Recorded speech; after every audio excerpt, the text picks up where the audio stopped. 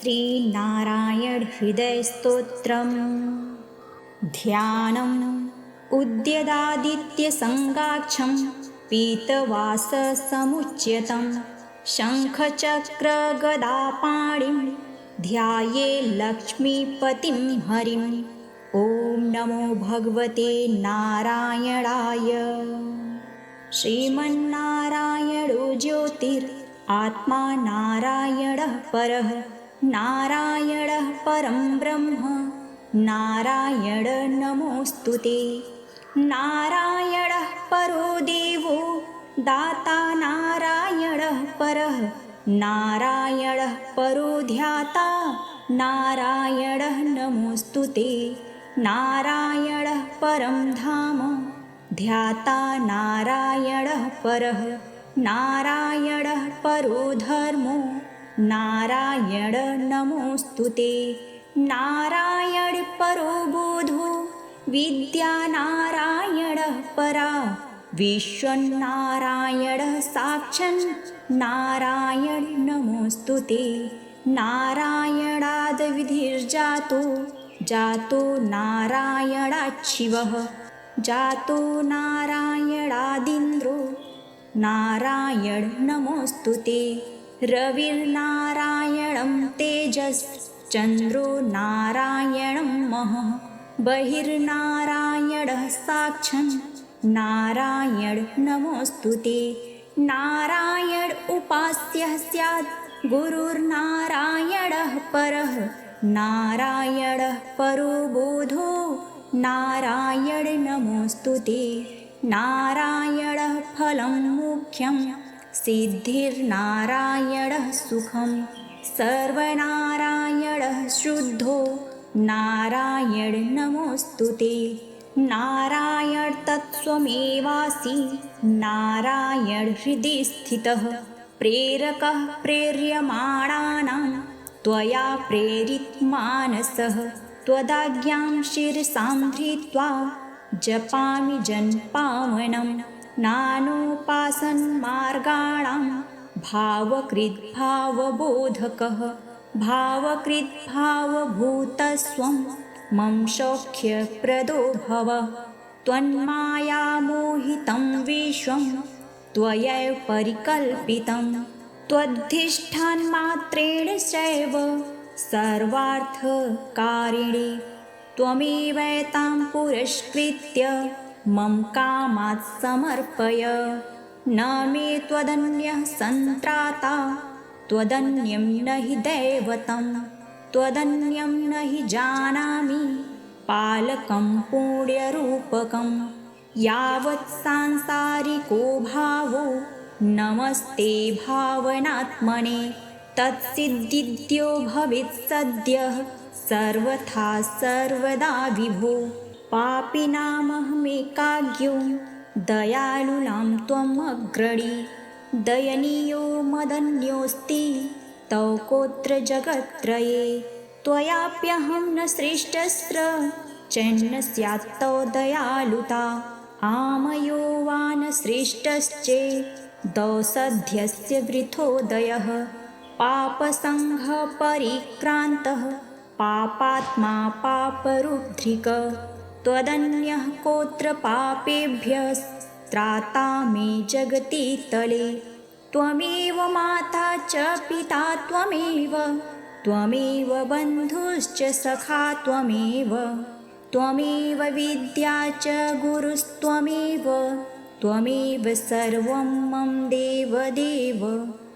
प्रार्थनादशकं चैव मूलाष्टकं थापि वा, यः पठेत् शृणुयान्नित्यं तस्य लक्ष्मी स्थिरा भवेत्। नारायणस्य हृदयं सर्वाभीष्टफलप्रदं, लक्ष्मीहृदयकं स्तोत्रं यदि चेतत् विनाशकृत, तत्सर्वं निष्फलं प्रोक्तं, लक्ष्मी क्रुधयति सर्वतः। एतत् संकलितं स्तोत्रं सर्वाभीष्टफलप्रदं, लक्ष्मीहृदयकं स्तोत्रं तथा नारायणात्मकं। जपेत् यः संकलीकृत्य सर्वाभीष्टं वाप्नुयात्।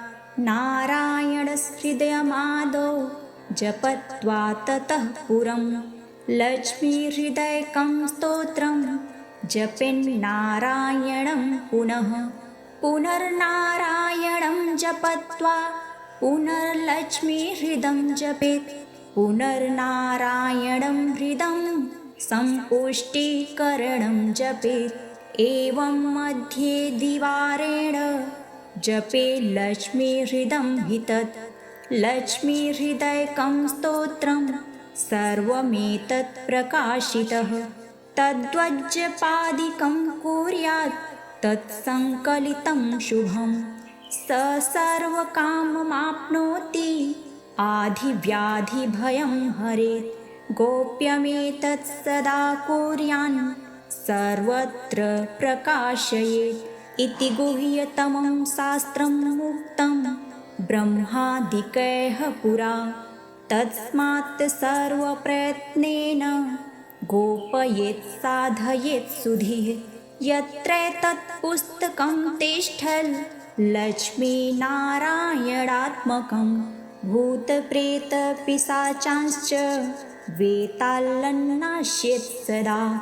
लक्ष्मीहृदयप्रोक्तेन विधिना साधयेत् सुधीः। भृगुवारे च रात्रौ तु पूजयेत् पुस्तकद्वयं सर्वदा सर्वथा सत्यं गोपयेत् साधयेत् सुधीः। गोपनात् साधना लोके धन्यो भवत् तत्त्ववित्। नारायणं हृदं नित्यं नारायण नमोऽस्तु ते। नारायणं हृदं नित्यं नारायण नमोऽस्तु ते। श्रीमन्नारायणो ज्योतिरात्मा नारायणः परः नारायणः परं ब्रह्म नारायण नमोऽस्तु ते। नारायणः परो देवो दाता नारायणः परः नारायणः परो ध्याता नारायणः नमोऽस्तु ते। नारायणः परं धाम ध्याता नारायणः परः नारायणः परो धर्मो नारायण नमोऽस्तु ते। नारायण परो बोधो विद्या नारायणः परा विश्वन्नारायणः साक्षात् नारायण नमोऽस्तु ते। नारायणाद् विधिर्जातो जातो नारायणात् शिवः जातो नारायणादिन्द्रो नारायण नमोऽस्तु ते। रविर्नारायणं तेजश्चन्द्रो नारायणं महः बहिर्नारायणः साक्षात् नारायण नमोऽस्तु ते। नारायण उपास्यः स्यात् गुरुर्नारायणः परः नारायणः परो बोधो नारायण नमोऽस्तु ते। नारायणः फलं मुख्यं सिद्धिर्नारायणः सुखं सर्वनारायणः शुद्धो नारायण नमोऽस्तु ते।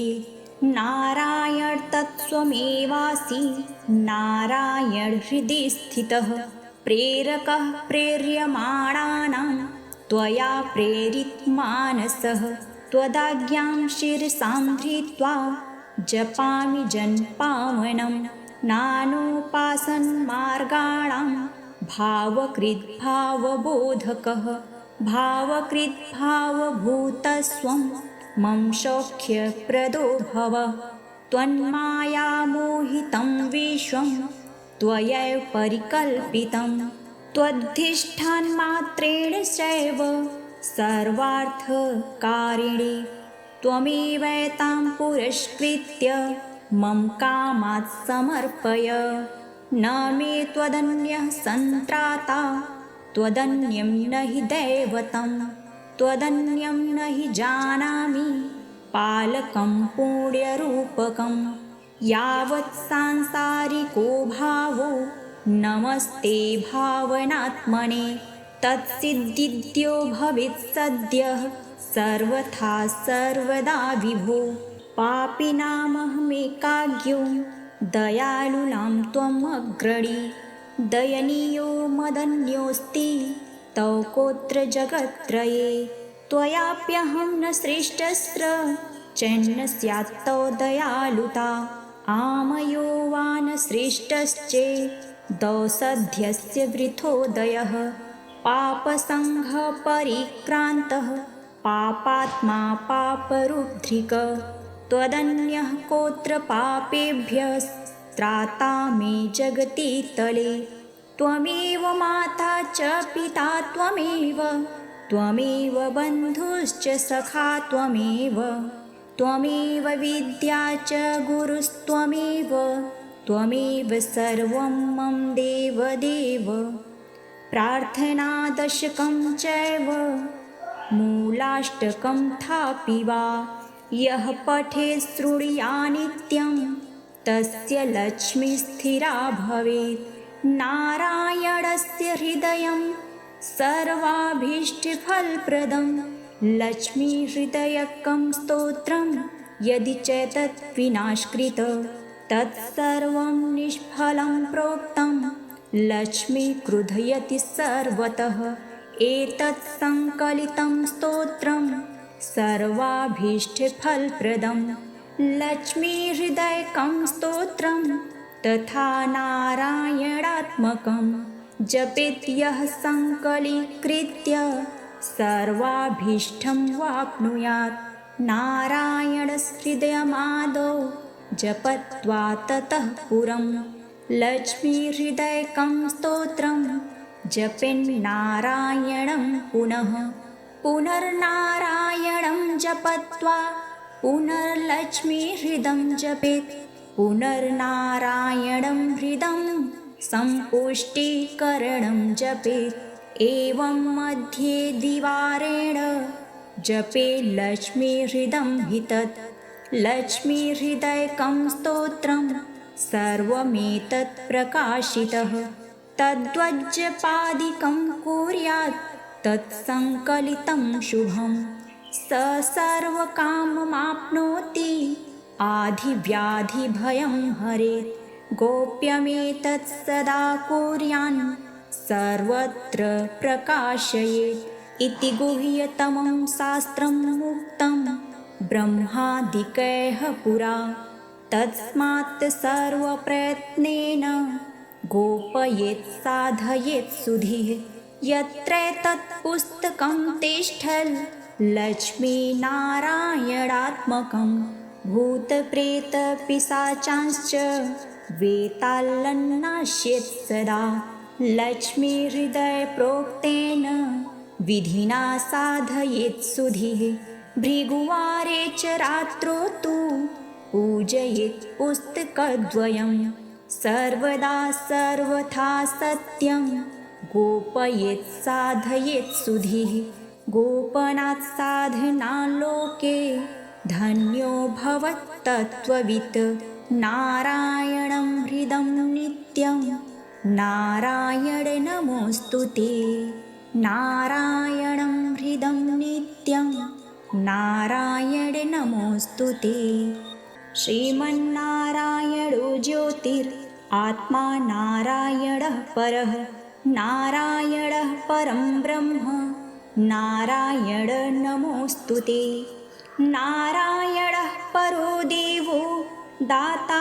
नारायणः परः नारायणः परो ध्याता नारायणः नमोऽस्तु ते नारायणः परं धाम ध्याता नारायणः परः नारायणः परो धर्मो नारायण नमोऽस्तु ते नारायण परो बोधो विद्या नारायणः परा विश्वन्नारायणः साक्षन् नारायण नमोऽस्तु ते नारायणाद्विधिर्जातो जातो नारायणाच्छिवः जातो नारायणादिन्द्रो नारायण नमोऽस्तु ते रविर्नारायणं तेजश्चन्द्रो नारायणं महः बहिर्नारायणः साक्षन् नारायण नमोऽस्तु ते। नारायण उपास्यः स्यात् गुरुर्नारायणः परः। नारायणः परो बोधो नारायण नमोऽस्तु ते।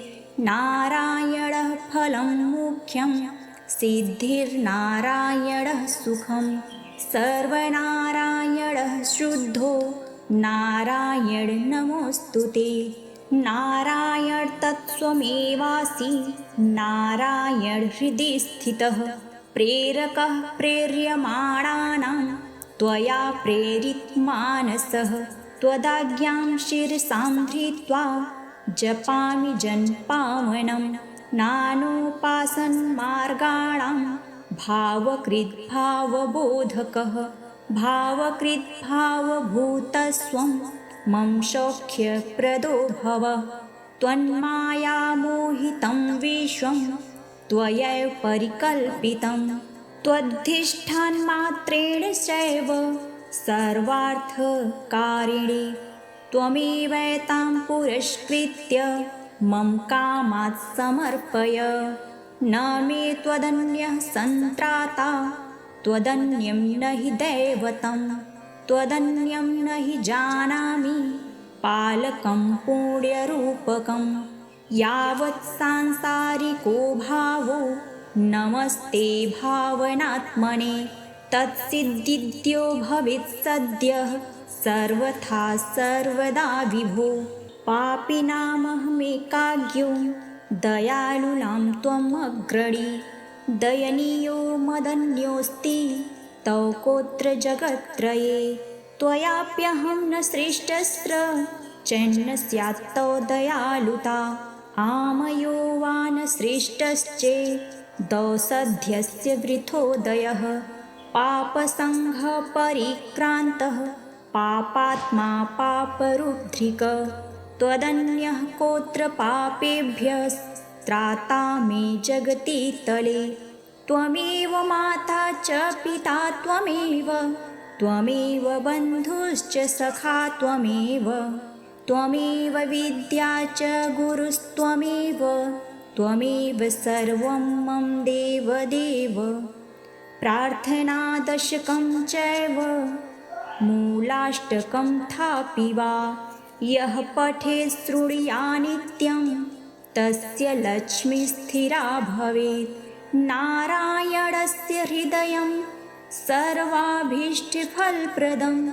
लक्ष्मीहृदयकं स्तोत्रं यदि चैतत् विनाशकृत तत्सर्वं निष्फलं प्रोक्तं। लक्ष्मी क्रुधयति सर्वतः। एतत् सङ्कलितं स्तोत्रं सर्वाभीष्टफलप्रदं। लक्ष्मीहृदयकं स्तोत्रं तथा नारायणात्मकं। जपेत् यः सङ्कलीकृत्य सर्वाभीष्टं वाप्नुयात्। नारायणहृदयमादौ जपत्वा ततः पुरं। लक्ष्मीहृदयकं स्तोत्रं जपेन्नारायणं पुनः। पुनर्नारायणं जपत्वा पुनर्लक्ष्मीहृदं जपेत्। पुनर्नारायणं हृदं सम्पुष्टीकरणं जपेत्। एवं मध्ये द्विवारेण जपे लक्ष्मीहृदं हि तत्।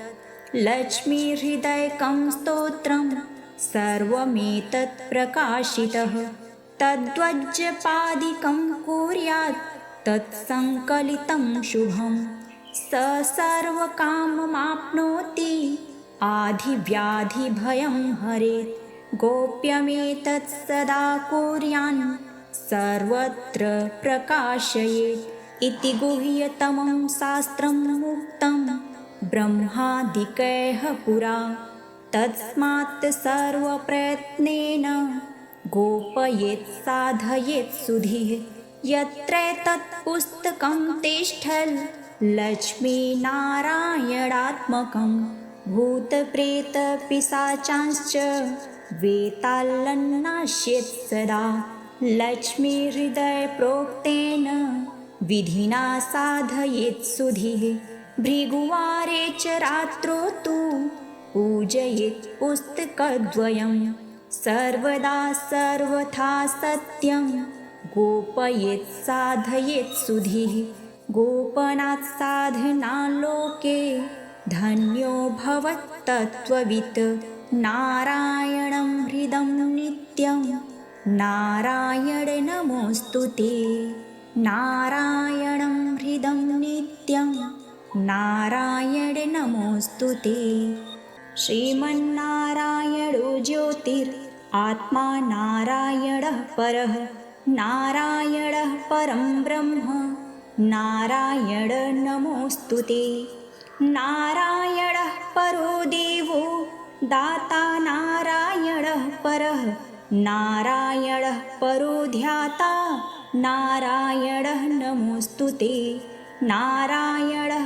परं धाम ध्याता नारायणः परः नारायणः परो धर्मो नारायण नमोऽस्तु ते नारायण परो बोधो विद्या नारायणः परा विश्वन्नारायणः साक्षन् नारायण नमोऽस्तु ते नारायणाद्विधिर्जातो जातो नारायणाच्छिवः जातो नारायणादिन्द्रो नारायण नमोऽस्तु ते रविर्नारायणं तेजश्चन्द्रो नारायणं महः बहिर्नारायणः साक्षन् नारायण नमोऽस्तु ते नारायण उपास्यः स्यात् गुरुर्नारायणः परः नारायणः परो बोधो नारायण नमोऽस्तु ते नारायणः फलं मुख्यं सिद्धिर्नारायणः सुखं सर्वनारायणः शुद्धो नारायण नमोऽस्तु ते नारायण तत्स्वमेवासि नारायण हृदि स्थितः प्रेरकः प्रेर्यमाणानां त्वया प्रेरित मानसः त्वदाज्ञां शिरसां धृत्वा जपामि जन्पावनं नानोपासनमार्गाणां भावकृद्भावबोधकः भावकृद्भावभूतस्वं मम सौख्यप्रदो भव त्वन्मायामोहितं विश्वं त्वयैव परिकल्पितं त्वद्धिष्ठानमात्रेण चैव सर्वार्थकारिणे त्वमेवैतां पुरस्कृत्य मम कामात् समर्पय न मे त्वदन्यः सन्त्राता त्वदन्यं न हि दैवतं त्वदन्यं न हि जानामि पालकं पुण्यरूपकं यावत् सांसारिको भावो नमस्ते भावनात्मने तत्सिद्धिद्यो भवेत् सद्यः सर्वथा सर्वदा विभो पापिनामहमेकाज्ञो दयालूनां त्वमग्रणी दयनीयो मदन्योऽस्ति तौ कोऽत्र जगत्त्रये त्वयाप्यहं न सृष्टस्त्र चैन्न स्यात् तौ दयालुता आमयो वा न सृष्टश्चेदौ सद्यस्य वृथोदयः पापसङ्घपरिक्रान्तः पापात्मा पापरुद्धिक त्वदन्यः कोऽत्र पापेभ्यस्त्राता मे जगति तले त्वमेव माता च पिता त्वमेव बन्धुश्च सखा त्वमेव विद्या च गुरुस्त्वमेव सर्वं मम देवदेव प्रार्थनादशकं चैव मूलाष्टकं थापि वा यः पठेत् शृणुयान्नित्यं तस्य लक्ष्मी स्थिरा भवेत् नारायणस्य हृदयं सर्वाभीष्टफलप्रदं लक्ष्मीहृदयकं स्तोत्रं यदि चेतत् विनाशकृत तत्सर्वं निष्फलं प्रोक्तं लक्ष्मी क्रुधयति सर्वतः एतत् संकलितं स्तोत्रं सर्वाभीष्टफलप्रदं लक्ष्मीहृदयकं स्तोत्रं तथा नारायणात्मकं जपेत् यः सङ्कलीकृत्य सर्वाभीष्टं वाप्नुयात्। नारायणहृदयमादौ जपत्वा ततः पुरं लक्ष्मीहृदयकं स्तोत्रं जपेन्नारायणं पुनः पुनर्नारायणं जपत्वा पुनर्लक्ष्मीहृदं जपेत् पुनर्नारायणं हृदं सम्पुष्टीकरणं जपेत्। एवं मध्ये द्विवारेण जपे लक्ष्मीहृदं हि तत् लक्ष्मीहृदयकं स्तोत्रं सर्वमेतत् प्रकाशितः तद्वज्जपादिकं कुर्यात् तत्सङ्कलितं शुभं स सर्वकाममाप्नोति आधिव्याधिभयं हरेत्। गोप्यमेतत् सदा कुर्यान् सर्वत्र प्रकाशयेत् इति गुह्यतमं शास्त्रं मुक्तं ब्रह्मादिकैः पुरा। तस्मात् सर्वप्रयत्नेन गोपयेत् साधयेत् सुधीः यत्र तत् पुस्तकं तिष्ठल् लक्ष्मीनारायणात्मकं भूतप्रेतपिशाचांश्च वेतालन्नाश्येत् सदा लक्ष्मीहृदयप्रोक्तेन विधिना साधयेत् सुधीः। भृगुवारे च रात्रौ तु पूजयेत् पुस्तकद्वयं सर्वदा सर्वथा सत्यं गोपयेत् साधयेत् सुधीः। गोपनात् साधनालोके धन्यो भवत् तत्त्ववित् नारायणं हृदं नित्यं नारायण नमोऽस्तुते।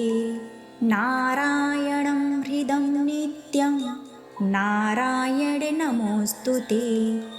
श्रीमन्नारायणो ज्योतिरात्मा नारायणः परः नारायणः परं ब्रह्म नारायण नमोऽस्तुते। नारायणः परो देवो दाता नारायणः परः नारायणः परो ध्याता नारायणः नमोऽस्तुते। नारायणः परं धाम ध्याता नारायणः परः नारायणः परो धर्मो नारायण नमोऽस्तुते। नारायण परो बोधो विद्या नारायणः परा विश्वन्नारायणः साक्षात् नारायण नमोऽस्तुते। नारायणाद् विधिर्जातो जातो नारायणात् शिवः जातो नारायणादिन्द्रो नारायण नमोऽस्तुते। रविर्नारायणं तेजश्चन्द्रो नारायणं महः बहिर्नारायणः साक्षात् नारायण नमोऽस्तुते। नारायण उपास्यः स्यात् गुरुर्नारायणः परः नारायणः परो बोधो नारायण नमोऽस्तुते। नारायणः फलं मुख्यं सिद्धिर्नारायणः सुखं सर्वनारायणः शुद्धो नारायण नमोऽस्तुते। नारायण तत्स्वमेवासि नारायण हृदि स्थितः प्रेरकः प्रेर्यमाणानां त्वया प्रेरितमानसः त्वदाज्ञां शिरसां धृत्वा जपामि जन्पावनं नानोपासनमार्गाणां भावकृद्भावबोधकः भावकृद्भावभूतस्वं मम सौख्यप्रदो भव। त्वन्मायामोहितं विश्वं त्वयैव परिकल्पितं त्वद्धिष्ठानमात्रेण चैव सर्वार्थकारिणे त्वमेवैतां पुरस्कृत्य मम कामात् समर्पय। न मे त्वदन्यः सन्त्राता त्वदन्यं न हि दैवतं त्वदन्यं न हि जानामि पालकं पुण्यरूपकं यावत् सांसारिको भावो नमस्ते भावनात्मने तत्सिद्धिद्यो भवेत् सद्यः सर्वथा सर्वदा विभो। पापिनामहमेकाज्ञो दयालूनां त्वम् अग्रणी दयनीयो मदन्योऽस्ति तौ कोऽत्र जगत्त्रये। त्वयाप्यहं न सृष्टस्त्र चन्न स्यात् तौ दयालुता आमयो वा न सृष्टश्चेदौ सध्यस्य वृथोदयः। पापसङ्घपरिक्रान्तः पापात्मा पापरुद्धिक त्वदन्यः कोऽत्र पापेभ्यस्त्राता मे जगति तले। त्वमेव माता च पिता त्वमेव त्वमेव बन्धुश्च सखा त्वमेव त्वमेव विद्या च गुरुस्त्वमेव त्वमेव सर्वं मम देवदेव।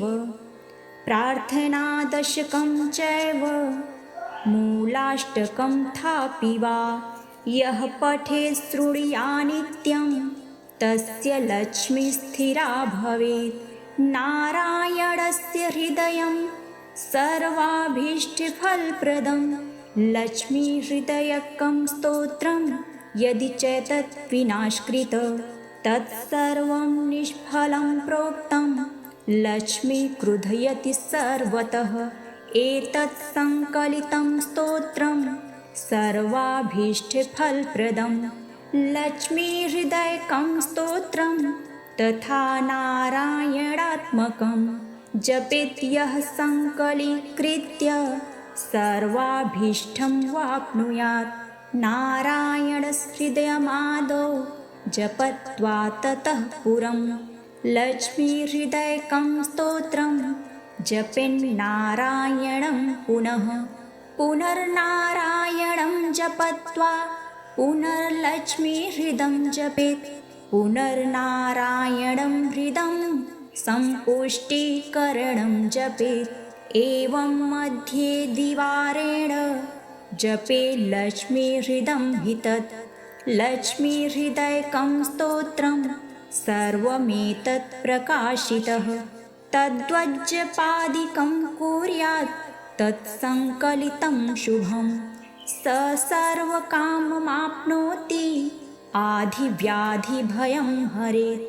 गोप्यमेतत् सदा कुर्यान् सर्वत्र प्रकाशयेत् इति गुह्यतमं शास्त्रम् उक्तं ब्रह्मादिकैः पुरा। तस्मात् सर्वप्रयत्नेन गोपयेत् साधयेत् सुधीः। यत्रैतत् पुस्तकं तिष्ठल् लक्ष्मीनारायणात्मकं भूतप्रेतपिशाचांश्च वेतालन्नाश्येत् सदा। लक्ष्मीहृदयप्रोक्तेन विधिना साधयेत् सुधीः। भृगुवारे च रात्रौ तु पूजयेत् पुस्तकद्वयं सर्वदा सर्वथा सत्यं गोपयेत् साधयेत् सुधीः।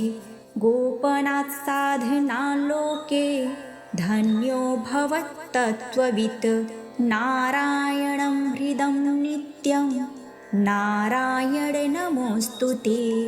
नारायणं हृदं नित्यं नारायण नमोऽस्तुते। श्रीमन्नारायणो ज्योतिरात्मा नारायणः परः नारायणः परं ब्रह्म नारायण नमोऽस्तुते। नारायणः परो देवो दाता नारायणः परः नारायणः परो ध्याता नारायणः नमोऽस्तुते। नारायणः परं धाम ध्याता नारायणः परः नारायणः परो धर्मो नारायण नमोऽस्तुते। नारायण परो बोधो विद्या नारायणः परा विश्वन्नारायणः साक्षात् नारायण नमोऽस्तुते। नारायणाद् विधिर्जातो जातो नारायणात् शिवः जातो नारायणादिन्द्रो नारायण नमोऽस्तु ते। रविर्नारायणं तेजश्चन्द्रो नारायणं महः बहिर्नारायणः साक्षात् नारायण नमोऽस्तु ते। नारायण उपास्यः स्यात् गुरुर्नारायणः परः नारायणः परो बोधो नारायण नमोऽस्तु ते। नारायणः फलं मुख्यं सिद्धिर्नारायणः सुखं सर्वनारायणः शुद्धो नारायण नमोऽस्तु ते। नारायण तत्त्वमेवासि नारायण हृदि स्थितः प्रेरकः प्रेर्यमाणानां त्वया प्रेरित मानसः त्वदाज्ञां शिरसां धृत्वा जपामि जन्पावनं नानोपासनमार्गाणां भावकृद्भावबोधकः भावकृद्भावभूतस्त्वं मम सौख्यप्रदो भव। त्वन्मायामोहितं विश्वं त्वयैव परिकल्पितं त्वद्धिष्ठानमात्रेण चैव सर्वार्थकारिणे त्वमेवैतां पुरस्कृत्य मम कामात् समर्पय। न मे त्वदन्यः सन्त्राता त्वदन्यं न हि दैवतं त्वदन्यं न हि जानामि पालकं पुण्यरूपकं यावत् सांसारिको भावो नमस्ते भावनात्मने तत्सिद्धिद्यो भवेत् सद्यः सर्वथा सर्वदा विभो। पापिनामहमेकाज्ञो दयालूनां त्वम् अग्रणी दयनीयो मदन्योऽस्ति तव कोऽत्र जगत्त्रये त्वयाप्यहं न श्रेष्ठस्त्र चैन्न स्यात् तव दयालुता आमयो वा न श्रेष्ठश्चेदौ सद्यस्य वृथोदयः पापसङ्घपरिक्रान्तः पापात्मा पापरुद्धिक त्वदन्यः कोऽत्र पापेभ्यः त्राता मे जगति तले त्वमेव माता च पिता त्वमेव बन्धुश्च सखा त्वमेव विद्या च गुरुस्त्वमेव सर्वं मम देवदेव।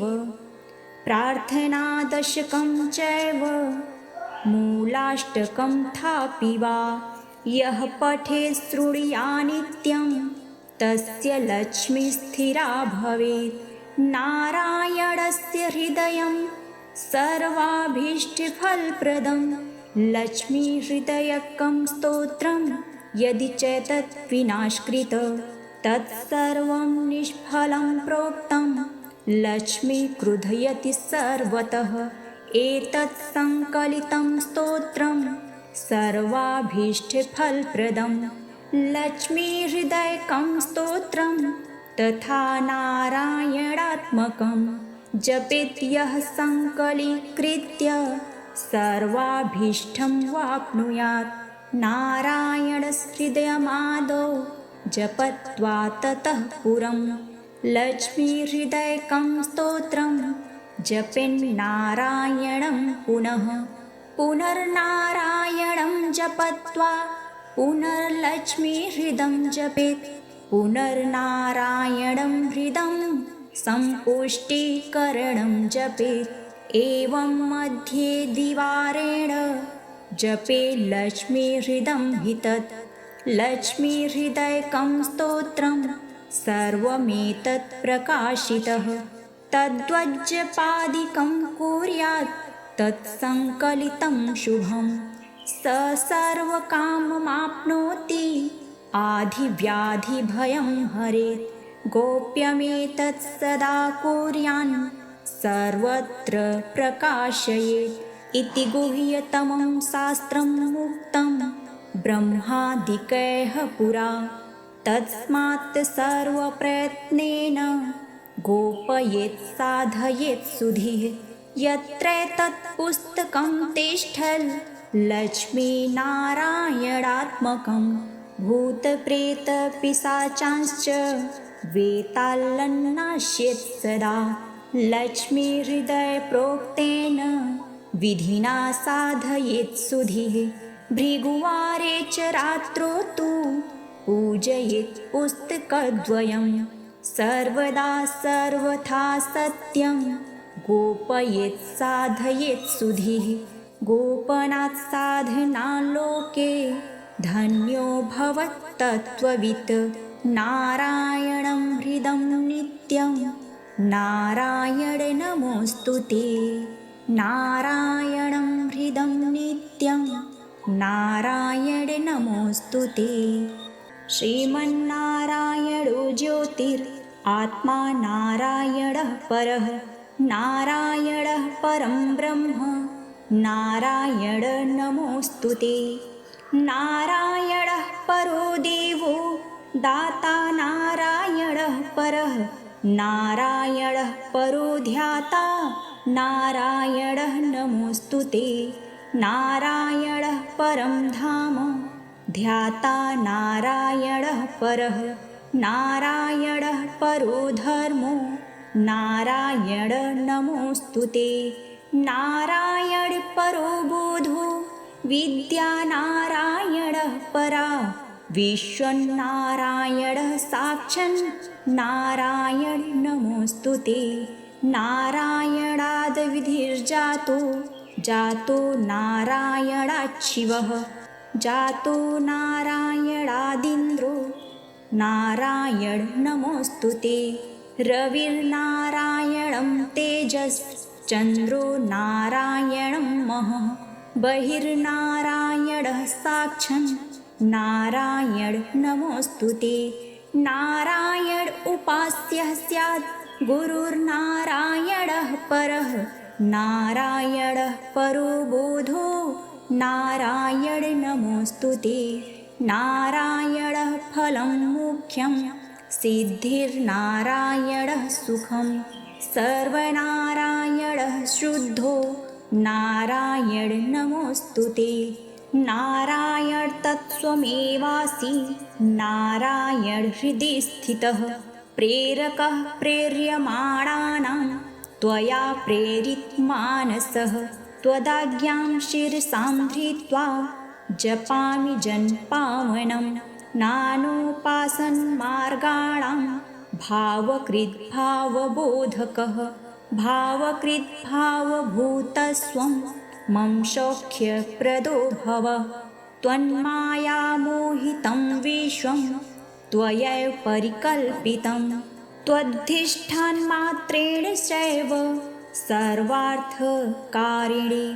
त्वमेवैतां पुरस्कृत्य मम कामात् समर्पय न मे त्वदन्यः सन्त्राता त्वदन्यं न हि दैवतं त्वदन्यं न हि जानामि पालकं पुण्यरूपकं यावत् सांसारिको भावो नमस्ते भावनात्मने तत्सिद्धिद्यो भवेत् सद्यः सर्वथा सर्वदा विभो पापिनामहमेकाज्ञो दयालूनां त्वम् अग्रणी दयनीयो मदन्योऽस्ति तव कोऽत्र जगत्त्रये त्वयाप्यहं न श्रेष्ठस्त्र चैन्न स्यात् तव दयालुता आमयो वा न श्रेष्ठश्चेदौ सद्यस्य वृथोदयः पापसङ्घपरिक्रान्तः पापात्मा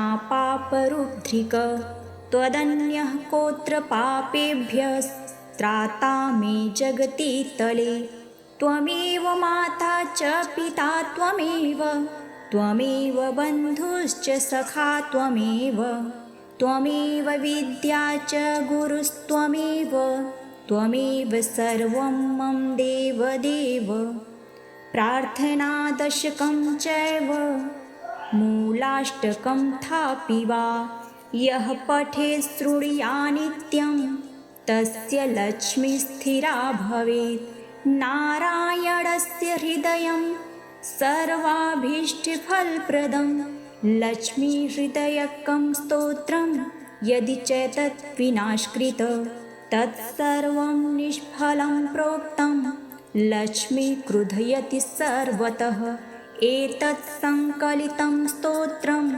सर्वाभीष्टफलप्रदं लक्ष्मीहृदयकं स्तोत्रं तथा नारायणात्मकं जपेत् यः सङ्कलीकृत्य सर्वाभीष्टं वाप्नुयात् नारायणहृदयमादौ जपत्वा ततः पुरं लक्ष्मीहृदयकं स्तोत्रं जपेन्नारायणं पुनः पुनर्नारायणं जपत्वा पुनर्लक्ष्मीहृदं जपेत् पुनर्नारायणं हृदं सम्पुष्टीकरणं जपेत् एवं मध्ये द्विवारेण जपे लक्ष्मीहृदं हि तत् लक्ष्मीहृदयकं स्तोत्रं सर्वमेतत् प्रकाशितः तद्वज्जपादिकं कुर्यात् तत्सङ्कलितं शुभं स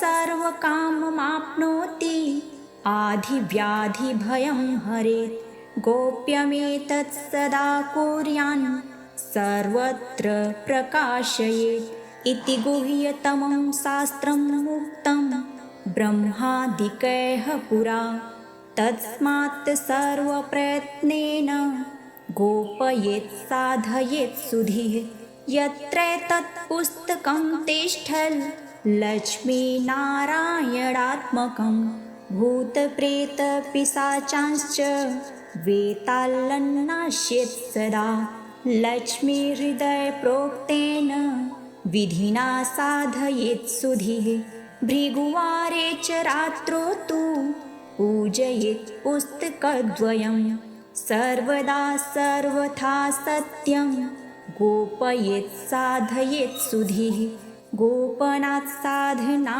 लोके धन्यो भवत् तत्त्ववित् नारायणं हृदं नित्यं नारायण नमोऽस्तु ते नारायणं हृदं नित्यं नारायण नमोऽस्तु ते श्रीमन्नारायणो ज्योतिरात्मा नारायणः परः नारायणः परं ब्रह्म नारायण नमोऽस्तु ते नारायणः परो देवो दाता नारायणः परः नारायणः परो ध्याता नारायणः नमोऽस्तु ते नारायणः परं धाम ध्याता नारायणः परः नारायणः परो धर्मो नारायण नमोऽस्तु ते नारायण परो बोधो विद्या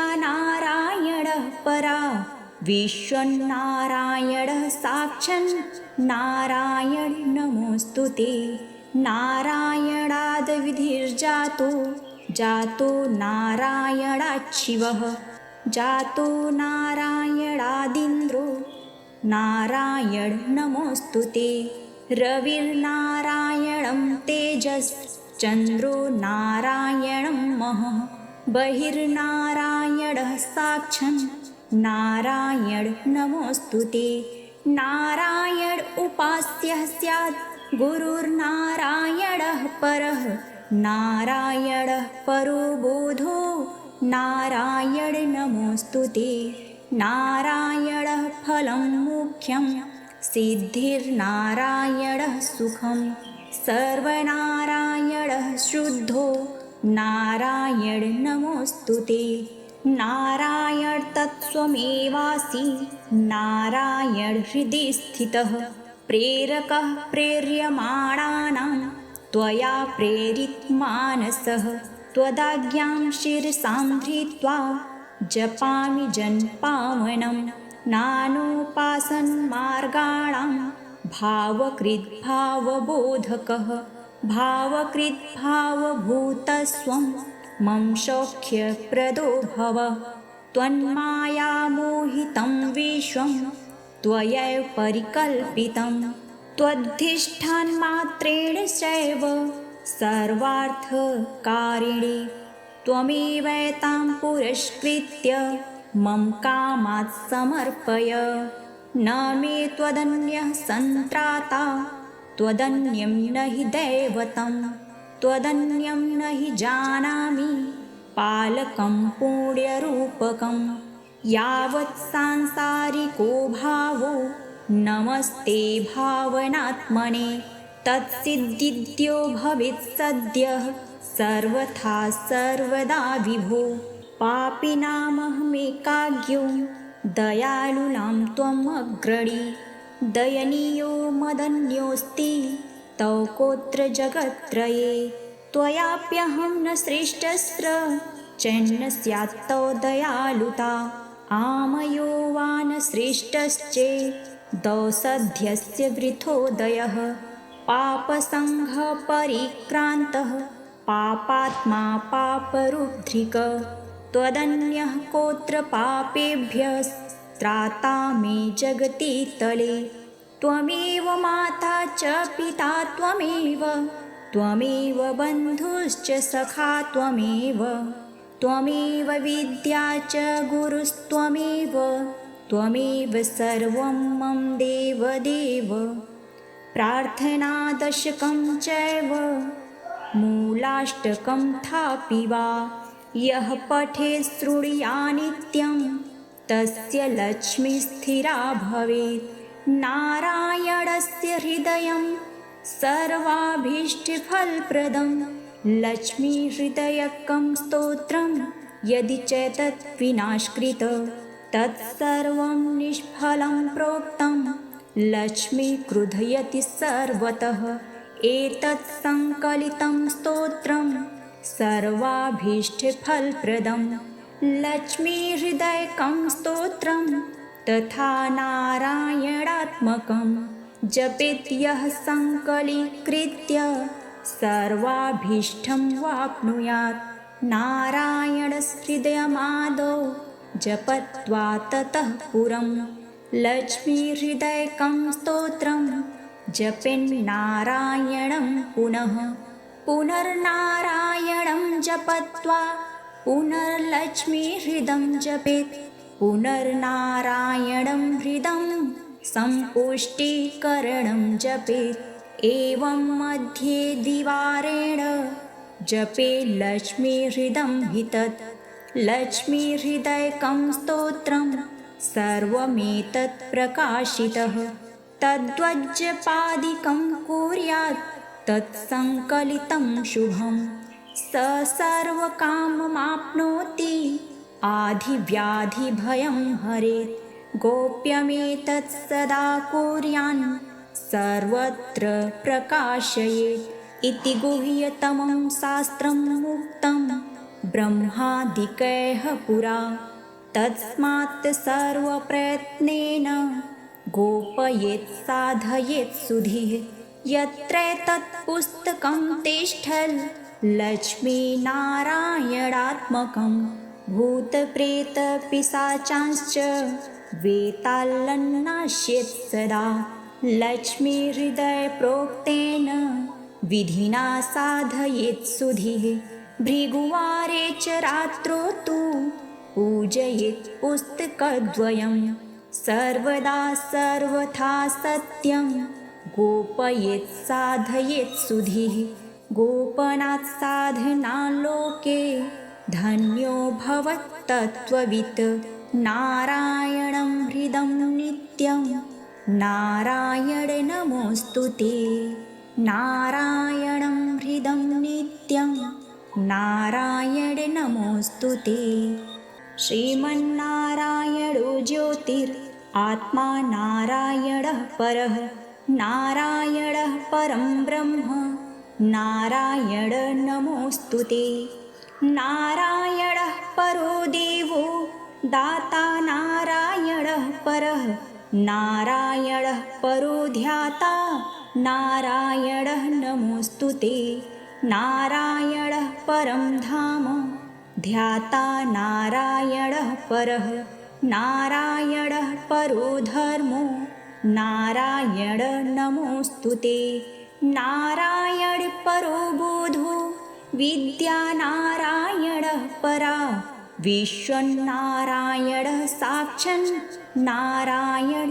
नमोऽस्तु ते नारायणाद्विधिर्जातो जातो नारायणाच्छिवः जातो नारायणादिन्द्रो नारायण नमोऽस्तु ते रविर्नारायणं तेजश्चन्द्रो नारायणं महः बहिर्नारायणः साक्षन् नारायण नमोऽस्तु ते नारायण उपास्यः स्यात् गुरुर्नारायणः परः नारायणः परो बोधो नारायण नमोऽस्तु ते नारायणः फलं मुख्यं सिद्धिर्नारायणः सुखं सर्वनारायणः शुद्धो नारायण नमोऽस्तु ते नारायण तत्स्वमेवासि नारायण हृदि स्थितः प्रेरकः प्रेर्यमाणानां त्वया प्रेरितमानसः त्वदाज्ञां शिरसां धृत्वा जपामि जन्पावनं नानोपासनमार्गाणां भावकृद्भावबोधकः भावकृद्भावभूतस्वं मम सौख्यप्रदो भव त्वन्मायामोहितं विश्वं त्वयैव परिकल्पितं त्वद्धिष्ठानमात्रेण चैव सर्वार्थकारिणे त्वमेवैतां पुरस्कृत्य मम कामात् समर्पय न मे त्वदन्यः सन्त्राता त्वदन्यं न हि दैवतं त्वदन्यं न हि जानामि पालकं पुण्यरूपकं यावत् सांसारिको भावो नमस्ते भावनात्मने तत्सिद्धिद्यो भवेत् सद्यः सर्वथा सर्वदा विभो पापिनामहमेकाज्ञो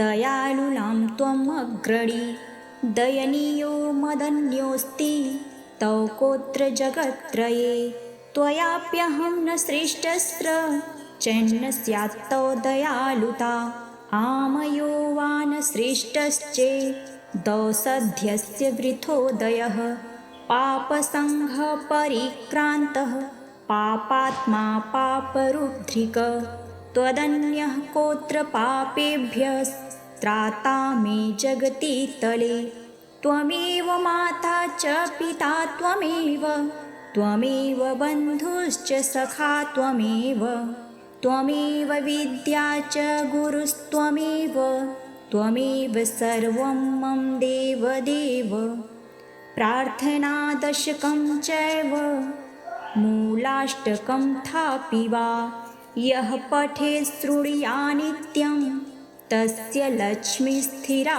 भवेत् नारायणस्य हृदयं सर्वाभीष्टफलप्रदं लक्ष्मीहृदयकं स्तोत्रं यदि चेतत् विनाशकृत तत्सर्वं निष्फलं प्रोक्तं लक्ष्मी क्रुधयति सर्वतः एतत् संकलितं स्तोत्रं सर्वाभीष्टफलप्रदं लक्ष्मीहृदयकं स्तोत्रं तथा नारायणात्मकं जपेत् यः संकलीकृत्य सर्वाभीष्टं वाप्नुयात् नारायणहृदयमादौ जपत्वा ततः पुरं लक्ष्मीहृदयकं स्तोत्रं जपेन्नारायणं पुनः पुनर्नारायणं जपत्वा पुनर्लक्ष्मीहृदं जपेत् पुनर्नारायणं हृदं